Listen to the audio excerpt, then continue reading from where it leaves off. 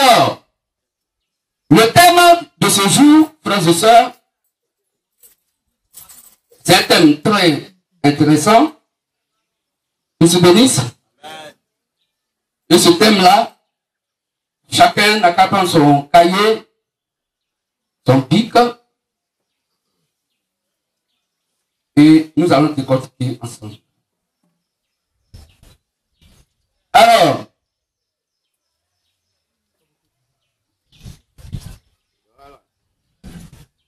le thème de ce jour, écoutez bien, surtout notre invité que nous aimons tant. Quand Satan pousse les pauvres enfants de notre Dieu à se faire frapper par notre Dieu. Quand Satan pousse donc les pauvres enfants de notre Dieu à se faire frapper par notre Dieu. Est-ce que vous comprenez ça? C'est ce qui a été la petite exhortation, mon nom à l'occasion. Satan va te faire croire que tu adores Dieu. Et quand celui que tu adores, tu meurs, tu vas à l'enfer, parce que la doctrine de Christ n'est pas en toi. Est-ce que vous comprenez? Donc Satan, étant rusé, va pousser les enfants du véritable et réel Dieu à être frappés par leur papa qui est Christ. Est-ce que vous comprenez? Quand Satan pousse les propres enfants de notre Dieu à se faire frapper par notre Dieu. Vous comprenez? Mais tout à l'heure, vous allez comprendre. Monsieur Denis. Vous pouvez dire un fortement? Vous pouvez dire un fortement? Donc, on va se lever pour prier. La main gauche vers le soleil levant, la tête inclinée, la tête embaissée vers le sol maudit, et nous prions. Dieu grand, puissant et véritable.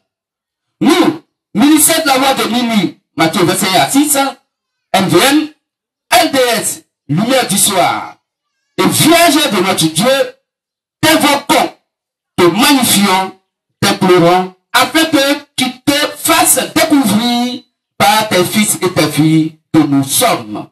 C'est dans ton saint nom, qui est le Seigneur Jésus le Christ, que nous avons prié. Amen. Amen. Monsieur bénisse.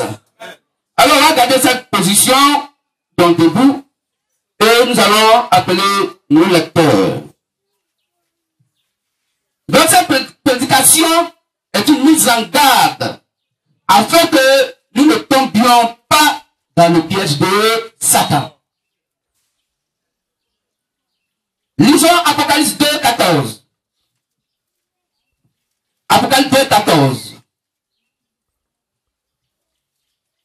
Apocalypse 2, 14. Apocalypse 2, verset 14. Mais j'ai quelque chose contre toi.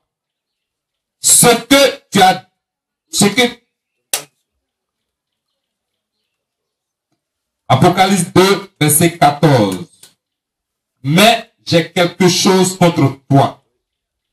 C'est que tu as là des gens attachés à la doctrine de Balaam, qui enseignait à Balak à mettre une pierre d'achoppement devant les fils d'Israël pour qu'ils mangeassent des viandes sacrifiées aux idoles et qu'ils se livrassent à l'impudicité. Amen. Amen. Asseyez-nous, s'il vous plaît. Merci. Que je bénisse. Dans Apocalypse 2, verset 14. Et vous allez voir notre soeur, bien aimé, notre invité, comment la Bible va s'expliquer elle-même et par elle-même. Si la Bible s'explique pour dire que un verset ou des versets bibliques explique d'autres versets bibliques, Dieu est là lui-même son propre interprète. Nous sommes d'accord. Donc si c'est faux, par l'explication d'un autre verset biblique, c'est Dieu qui serait tenu de menteur. Or Dieu ne ment jamais. Donc la révélation de Dieu consiste à ce que certains versets bibliques dans la même Bible vont expliquer d'autres versets bibliques. Comme ça, la Bible est elle-même son propre interprète. Parce que la Bible nous dit, dans le livre de Pierre 1, après le verset 20-21, que aucune interprétation de l'écriture ne peut être l'objet d'une interprétation particulière. On peut lire ça pour vérification. Pierre 1, 20-21.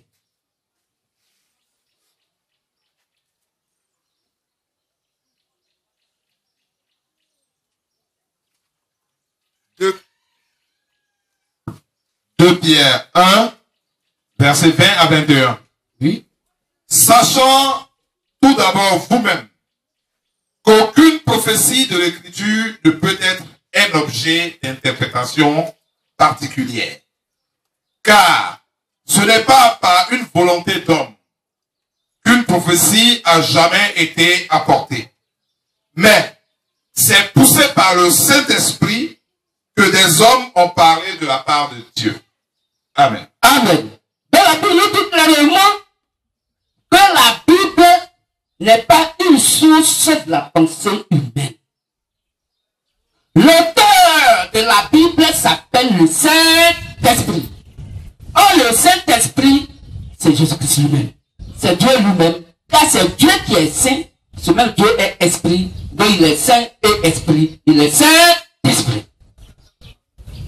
La Bible dit que aucune portion de la Bible, des Écritures, ne peut être l'objet d'une interprétation particulière.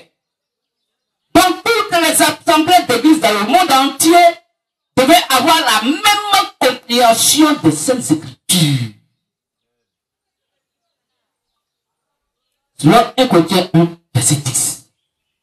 Tout le monde devait comprendre la Bible, la parole de Dieu, de la même manière. Car aucune portion de la Bible ne peut être l'objet d'une interprétation particulière.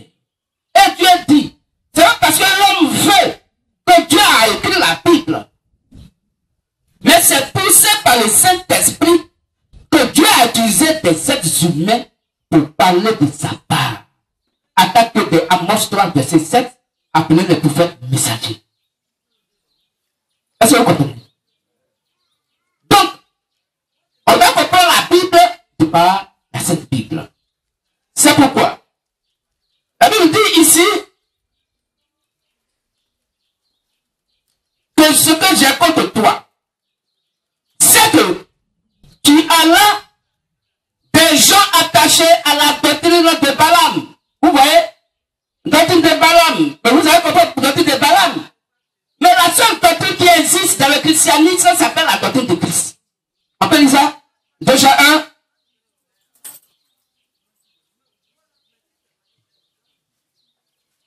À part du verset, combien?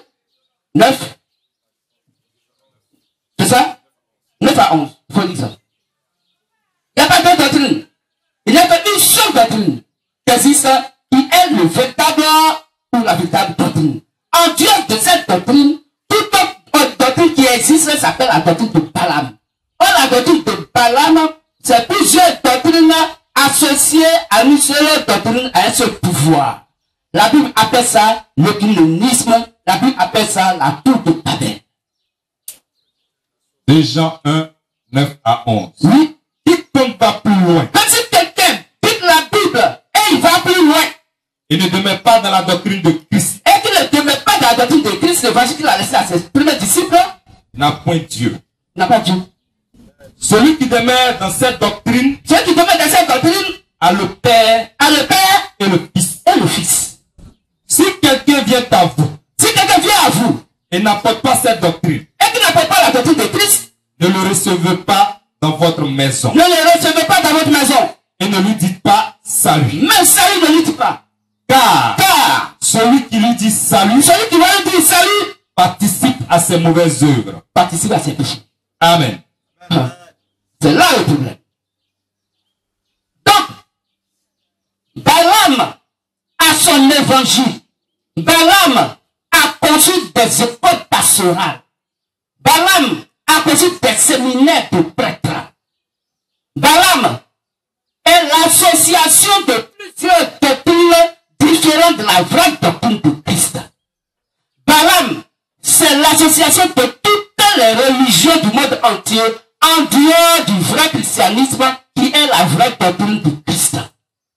Balaam, sa doctrine, c'est toute autre personne qui n'adore pas comme les premiers disciples de Jésus le Christ. Balaam, sa doctrine, c'est toute personne qui n'a pas l'évangile sur lequel étant assis et posé sur le fondement posé par les apôtres et les prophètes. Jésus-Christ dans la pierre angulaire. Éphésiens 2:19 à 20. Je suis béni ça. Mais regardez, le Balaam va tendre un piège au fils du véritable réel Dieu, le peuple d'Israël. Or, Israël, c'est Dieu lui-même. Parce que Israël est le nom d'un individu appelé Jacob. Est-ce qu'on comprend? Amen. Et c'est à ce Jacob qu'il a montré le point du salut. Et il dit désormais tu t'appelles Israël. Ce Jacob va avoir 12 enfants qui font les 12 tribus d'Israël. Mais les 12 tribus d'Israël, on les appelle au nom de leur père Israël. Est-ce que vous comprenez? De la même manière, que Christ a eu donc dans sa doctrine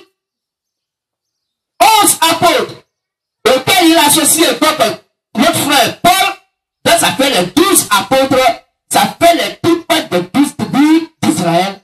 Les 12 tribus d'Israël sont appelées au nom d'un seul individu, Israël. Alors, les apôtres de Jésus-Christ sont appelés à un seul nom unique d'un individu, appelé Jésus-Christ. Est-ce qu'on comprend mieux? Donc, si Balaam vient, et il va donc créer une pierre d'achoppement parmi les fils d'Israël pour amener les enfants d'Israël à poser un acte sur lequel leur père va se fâcher pour les frapper. C'est ce qui est le plan de Satan. Est-ce qu'on comprend mieux? Je suis béni ça. Donc, la Bible ici nous dit que dans cette petite de Balaam, il enseignait à Balak à mettre une pierre d'achoppement devant les fils d'Israël pour qu'ils mangeassent des aliments sacrifiés aux idoles et qu'ils se livrent à l'impudicité. Les aliments sacrifiés aux idoles. Il y a plusieurs idoles. Et l'idolâtrie, c'est une doctrine. Dans les idoles, il y a plusieurs doctrines qui vont exister. Mais il va amener, Balaam va amener les fils d'Israël qui vont adorer un seul et unique Dieu à pouvoir manger des aliments qui ont été consacrés à d'autres dieux, à Dieu qui vit avec Dieu. Je suis béni. Or, l'Éternel a dit que vous n'adorerez point un autre Dieu en dehors de moi. Et tout animal qui a été sacrifié aux idoles participe donc à l'idole. Je suis béni. Et ils vont manger ces aliments sacrifiés aux idoles et vont prendre de les filles moabites pour en faire des femmes. Et la colère de Dieu va se lever contre le peuple d'Israël. Et Dieu a frappé ses enfants pour qu'ils soient morts ce jour. Quand Satan pousse les bons enfants du véritable et réel Dieu à être frappés par le véritable et réel Dieu et donc leur Père. Je suis béni ça. Donc ce qui fait que la plupart de nos frères et sœurs, dans l'adoration, si nous mangeons les aliments sacrifiés aux idoles, la colère de Dieu va nous frapper. Or, la colère de Dieu vient contre toute adoration qui n'a rien à voir avec l'adoration de Christ via l'évangile qu'il a confié à ses premiers disciples. Mais l'idolâtrie, c'est quoi? L'idole, c'est quoi? L'idole aujourd'hui, c'est toute adoration qui n'est pas reconnue par la Bible et surtout par l'évangile des apôtres. Je suis béni. Je suis béni. Donc, toi, frère et soeur, étant la maison de Dieu, sur le 2-3-6, étant l'église vivante du véritable et réel Dieu, sur Matthieu 7-18, la Bible dit que c'est toi qui es la fiancée de Christ.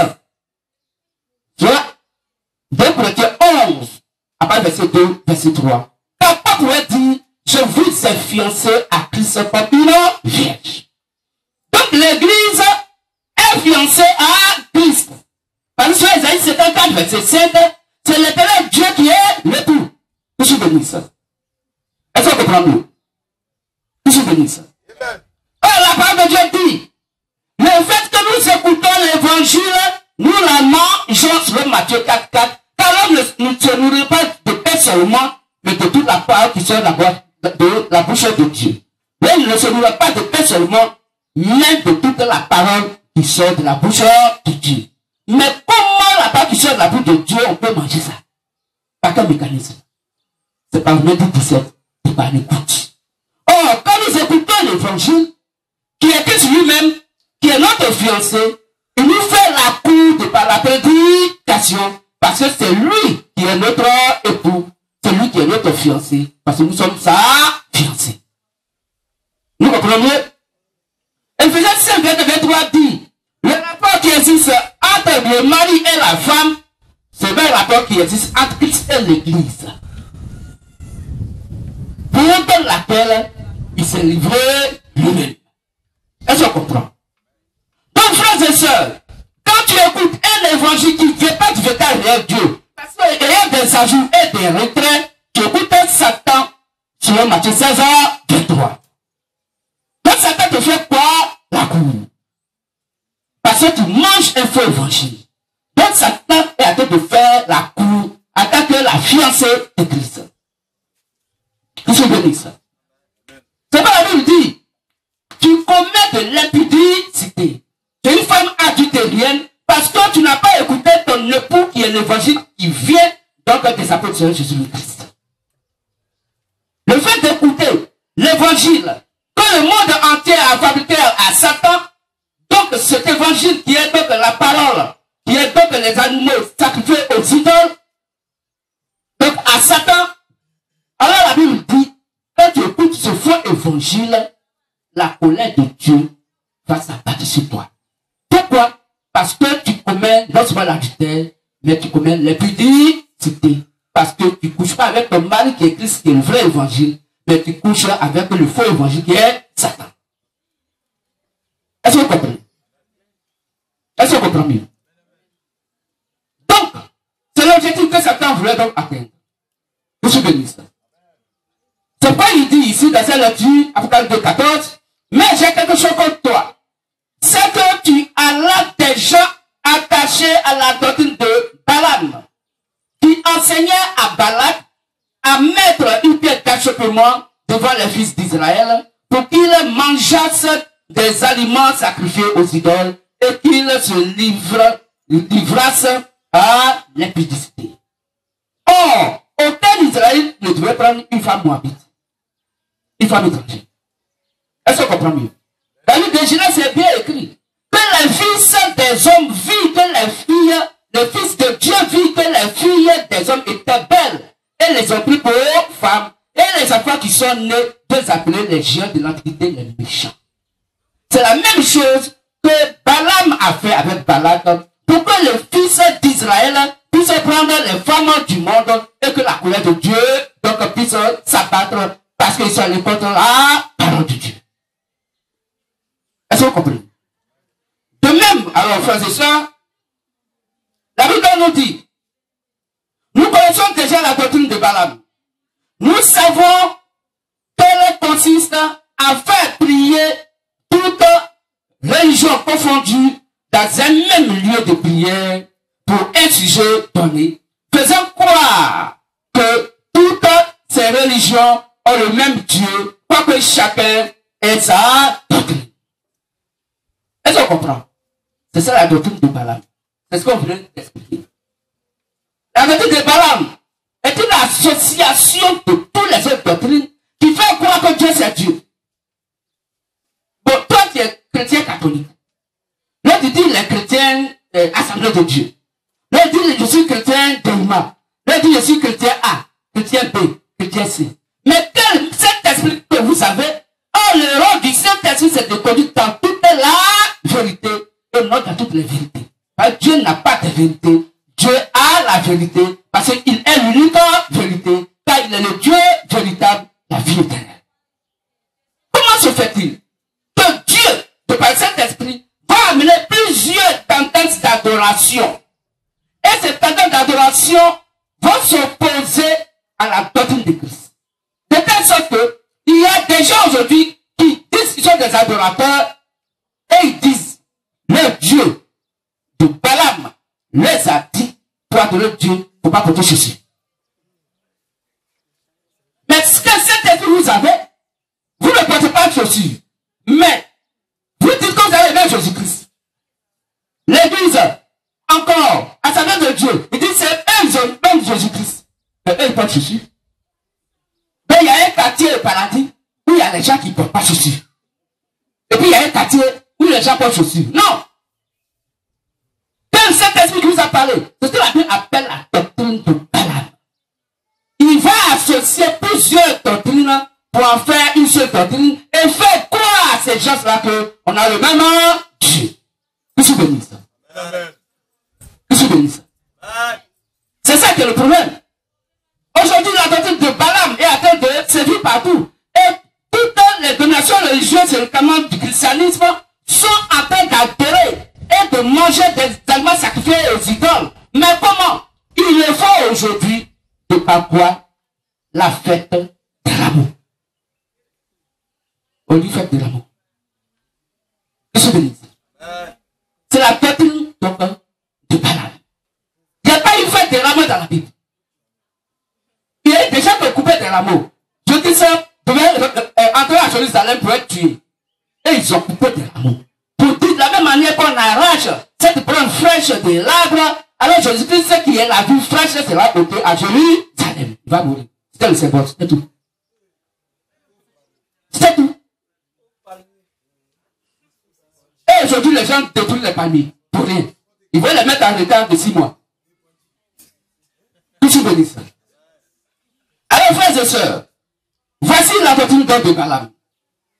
Il va faire croire, donc, à toute personne qui, étant de la religion, toute religion confondue, dans un même lieu de prière pour un sujet donné, faisant croire que, à toutes ces religions, qu'ils ont le même Dieu, quoique chacun ait sa doctrine. Et la doctrine de Balaam consiste encore à les mettre dans une même association, dans un même organisme, sous prétexte, toujours qu'elle adore donc le même Dieu. Que Dieu bénisse. Raison pour laquelle, lorsque le peuple d'Israël a accepté de faire la fête balamite, donc la fête de Balaam, c'est-à-dire une fête écuménique, une fête d'association, des doctrines différentes, mais se mettre à cela pour dire que Dieu est Dieu, c'est même Dieu. Donc une fête païenne, notre Dieu les a frappés. Toute pensée humaine étant satanique, selon Matthieu 16, 23, et la fête balamite venant de la pensée de Balaam et non celle de notre Dieu, cette fête fut donc une stratégie de Satan pour pousser Israël à être frappé par leur propre Dieu. Que je bénisse. Alors pourquoi notre Dieu a-t-il frappé le peuple d'Israël? Que je bénisse. Frères et sœurs, considérons attentivement ce qui va suivre. Le peuple d'Israël est allé à la fête. Le peuple d'Israël est allé à la fête, ayant dans leur cœur que le peuple moabite est après tout leur frère de sang. Et c'est ensuite tout dit que puisqu'ils ont donc presque les mêmes pratiques d'adoration avec le peuple moabite, ils adorent donc le même Dieu. Voici ce qu'ils ont pensé. Que je bénisse. Cette considération va les pousser à manger les viandes sacrifiées aux idoles et à coucher avec les femmes moabites sans faire attention. Que je bénisse. Amen. Donc ne croyons jamais et n'acceptons jamais qu'un homme ou une femme qui n'a pas le même quartier général que nous dans la même doctrine que nous, sommes donc frères et sœurs dans l'évangile. Et avons et prions donc le même Dieu. C'est faux. On a lu ça dans 2 Jean 1, verset 10. Ne faisons jamais une fête qui honore un autre Dieu, croyant que c'est notre Dieu qui est adoré. Cette fête-là, ne faites jamais. Ne faisons jamais toute pratique qui honore un autre Dieu, croyant que c'est notre Dieu qui est honoré. C'est ce que la Bible appelle la doctrine de Balaam. Qui se bénisse. On entend mieux? Est-ce qu'on a bien compris? Et avant de prendre part à toute adoration, à toute pratique que l'on dirait être celle de notre Dieu, soyons sûrs que celui ou celle qui fait cela est notre frère en Christ ou notre soeur en Christ. Qu'il se bénisse. Qu'il se bénisse. Conclusion. Satan ne pouvait jamais dire, Satan ne pouvait jamais nous dire ouvertement d'abandonner notre Dieu pour venir l'adorer, va nous tendre des pièges en nous faisant croire que c'est le véritable et réel Dieu qu'on adore. En faisant cela, il nous pousse à nous faire frapper par notre propre Dieu. Que le véritable et réel Dieu, le Seigneur Jésus le Christ, bénisse donc ce matin chacun et chacune, qu'il nous bénisse. On va se lever et acclamer le véritable et réel Dieu. La prédication donc on vient de penser. Donc Satan pousse donc les propres enfants du véritable et réel Dieu à être frappés par le Dieu. Qu'il se bénisse. Alors, après cette prédication, s'il y a un frère ou une soeur qui veut accepter Christ par l'eau du baptême, c'est gratuit, il n'y a rien à payer. Comme cela s'est fait, on peut s'asseoir, comme cela s'est fait avec nos pères dans la foi, les apôtres. Quand ils ont baptisé, il n'y a pas eu coup de baptême, il n'y a pas eu coup de base, ça ne se fait jamais. Si ton père est touché par l'évangile, la Bible dit que tu prends un engagement de bonne conscience envers ton Dieu en acceptant Christ par l'eau du baptême. Que je bénisse. Donc s'il y a un frère ou une soeur qui veut accepter Christ par l'eau du baptême, il peut se lever et après le culte, le jour de se baptiser, elle veut se baptiser. Elle se baptise. Que je bénisse. Nous avons encore 4 minutes. Alors, le cours des chants va donc nous accompagner